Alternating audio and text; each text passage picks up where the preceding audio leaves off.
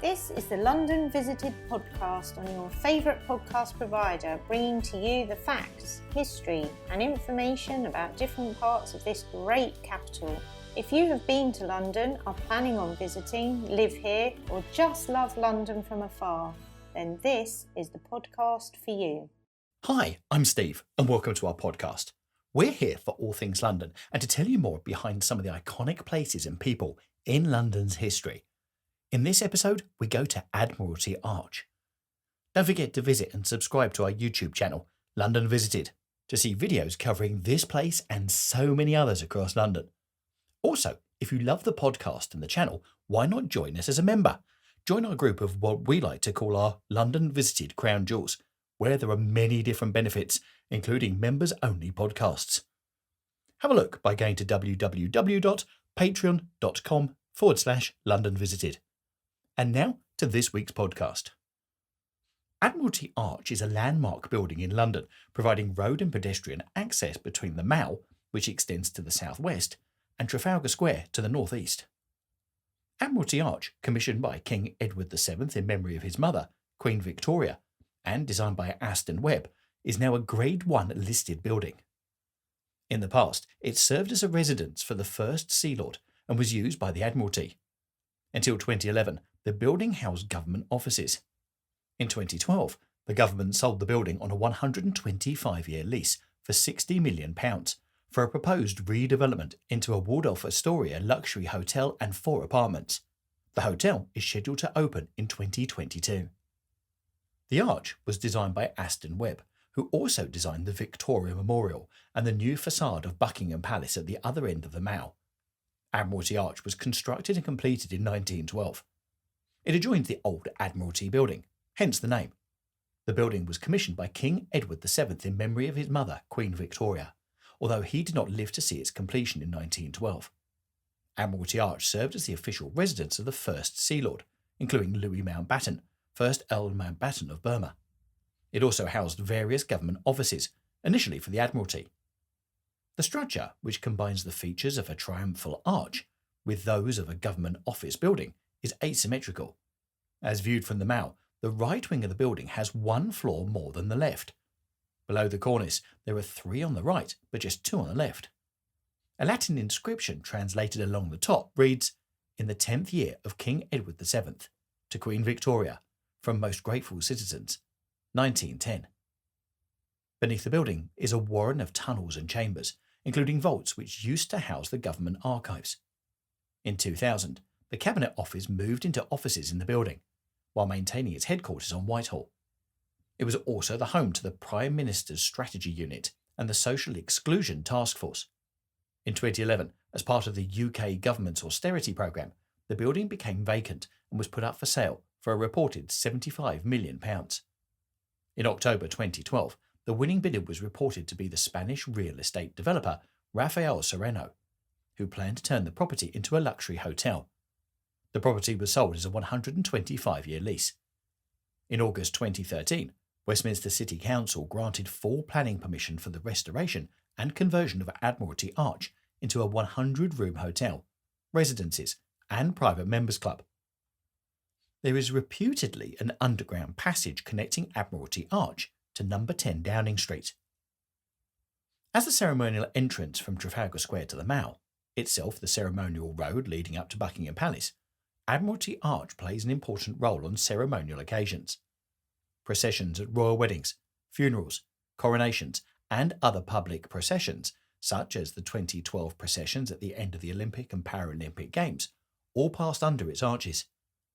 The central archway is reserved for use only by royalty. Let's look at the arch through its history. The British government commissioned Admiralty Arch in memory of Queen Victoria. The building forms a wider national memorial designed by architect Sir Aston Webb, which includes the Mall, the Victoria Monument, the Memorial Gardens, and the refacing of Buckingham Palace. The grand project was funded through donations raised in the United Kingdom, the overseas realms and territories, and had a dedicated committee chaired by Lord Salisbury. Aged 37, Sir Winston Churchill was appointed First Lord of the Admiralty. Upon learning of his new role, Churchill commented, "This is a big thing, the biggest thing that has ever come my way. the chance that I should have chosen before all others. I shall pour into it everything I've got. The flat in the north wing of Admiralty Arch was originally intended as the new official residence for the First Lords, replacing Admiralty House, but it proved impossible to winkle them out, and the flat instead became the official residence of the First Sea Lords. As First Sea Lord, Admiral Prince Louis of Battenberg therefore occupied the flat in the north wing when the order was given to mobilise the fleet in 1914. His son, Lord Mountbatten of Burma, was also resident in later years. Admiral Sir William Blinker Hall was appointed Director of the Intelligence Division by the Admiralty. Within Room 40 of the Ripley Building, the oldest building in the Admiralty complex, he encouraged code-breaking and radio intercept efforts and provided the fleet with good intelligence, making the DID the preeminent British intelligence agency during World War I. He also encouraged cooperation with other intelligence organisations, such as the Secret Intelligence Service, MI6, and Special Branch.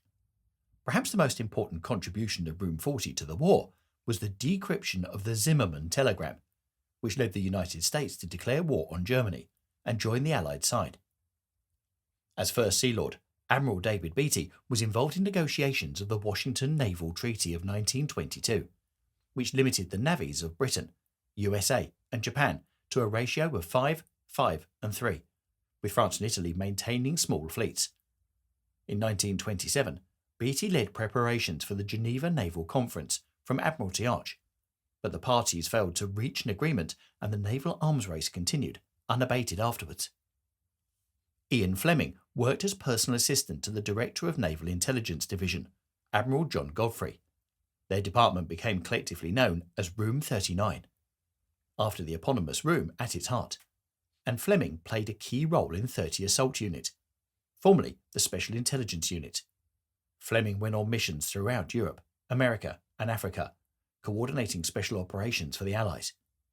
He also liaised between the Admiralty and Bletchley Park, the top-secret code-breaking institution in Buckinghamshire. By the end of the war, Fleming, codenamed 17F, had been promoted to commander. After his career at the Admiralty, Fleming became a journalist and author and went on to pen the James Bond novels. His experience at the Admiralty undoubtedly provided huge inspiration for the James Bond character, while Admiral Godfrey is generally considered to be the real M. Fleming and Godfrey's confidential missions to the United States and their work with William Stevenson and Bill Donovan contributed to the establishment of the office, which became the CIA. During World War II, the Admiralty provided command and control for the Royal Navy. In September 1939, Germany invaded Poland, and Prime Minister Neville Chamberlain invited Winston Churchill to join the War Cabinet as First Lord of the Admiralty. On hearing of his appointment, the Board of Admiralty signalled to all the ships and naval bases, "Winston is back." However, Churchill held the post only briefly, for in May 1940 he replaced Chamberlain as Prime Minister and moved to number 10 Downing Street.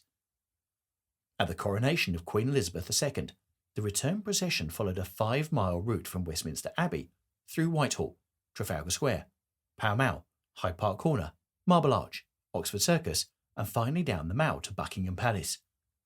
When Her Majesty travels to the Palace of Westminster, for example at the state opening of Parliament, she follows the old ceremonial route through Horse Guards. For longer processions to and from St Paul's Cathedral, Admiralty Arch is used.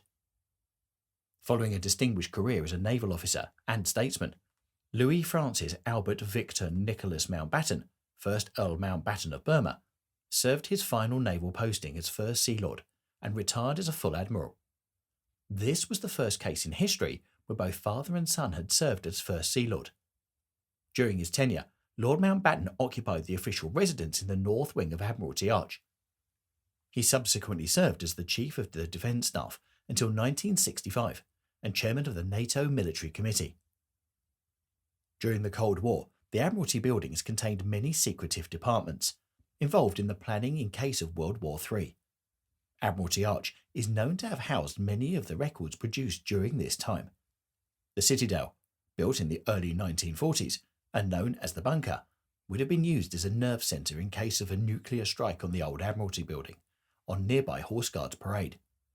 2 spy films featured the exteriors of Admiralty Arch, The Ipcris File, starring Michael Caine, and The Spy Who Came In From the Cold, starring Richard Burton.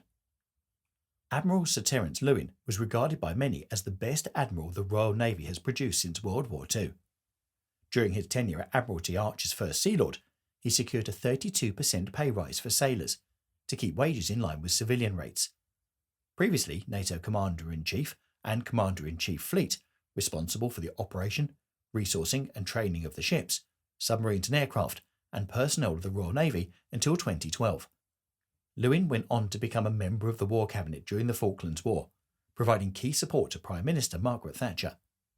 According to one MOD Deputy Secretary, Lewin became the most powerful man in England. Lewin was also a keen amateur naval historian and leading authority on Captain Cook. The Royal Navy moved out of Admiralty Arch in the 1990s, when the Army, Navy and Air Force headquarters amalgamated in a single building, known as the Main Building on Whitehall. Admiralty Arch remained empty until 2000, when the Cabinet Office moved in, while still maintaining its headquarters on Whitehall.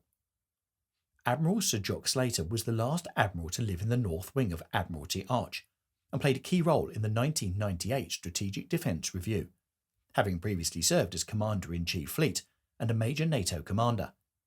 On separate occasions, he invited Her Majesty Queen Elizabeth and the Queen Mother to lunch. Neither had been inside Admiralty Arch before then. In retirement, Sir Jock has been chairman of the Royal National Lifeboat Institute, chairman of trustees of the Imperial War Museum, and chairman of the Council of the White Ensign Association. In 2011, Her Majesty's government ran a competitive bidding process, seeking a purchaser for the long lease of Admiralty Arch. Prime Investors Capital brought together a unique team of 20 British companies, each a world leader in its particular field of expertise, to bid for the building, and after 4 rounds, a company was selected as the preferred bidder and awarded a 250-year lease. In 2013, Westminster City Council granted full planning permission for the restoration and conversion of Admiralty Arch into a 100-room hotel, 1 to 4 private residences, and also a private members club. So, I hope you've enjoyed our look at Admiralty Arch, a big building on Trafalgar Square that looks straight down the Mall, yet with so much history in its pure 100 years. If you'd like to make contact with us or suggest any places you'd like us to feature in future podcasts, you can let me know through our website, www.londonvisited.co.uk, or through our social media. It's really that easy. Thanks for listening. Really hope you enjoyed our podcast, and we'll see you soon on the next one. Bye. Thanks for listening, and please don't forget to subscribe to get more shows direct to your device. Also, why not visit our London Visited YouTube channel to get even more of London. Catch you soon on the next one.